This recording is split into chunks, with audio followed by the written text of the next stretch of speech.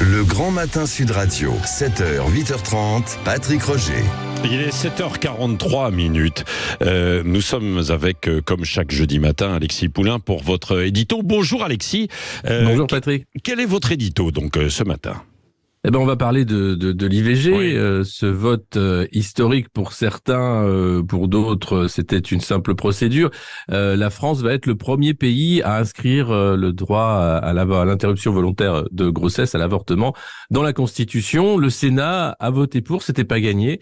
50 sénateurs seulement ont voté contre, sinon dans une grande majorité, les sénateurs comme les députés ont voté pour l'inscription de l'IVG dans la Constitution. Et donc ils seront réunis lundi en congrès à Versailles pour entériner ce vote et faire en sorte que personne ne puisse dans le futur revenir sur ce droit des femmes à disposer de leur corps et donc à pratiquer l'interruption volontaire de grossesse. Les militants qui étaient contre l'IVG ont été choqués de voir le peu de nombre d'élus voter contre l'IVG dans la Constitution sans remettre en cause ce droit, évidemment. Qu'est-ce que ça change ? Bien, c'est la question. Pas grand-chose puisque l'IVG n'était pas menacée en France. Mais si on regarde dans des pays européens, la Pologne, la Hongrie, eh bien, certains gouvernements ont voulu revenir sur ce droit d'interruption volontaire de grossesse, ce droit de l'avortement.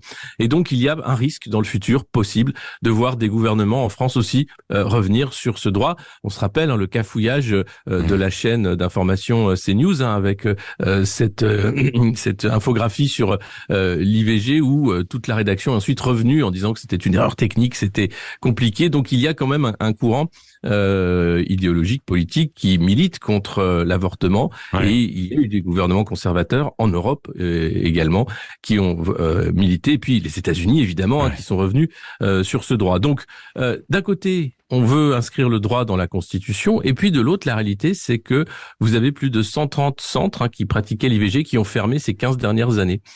Donc c'est un peu le en même temps, comme d'habitude, on met un droit, on met une loi, et puis en réalité, on a moins accès, ou c'est plus difficile d'accès, comme tout le reste, dans la santé publique d'ailleurs.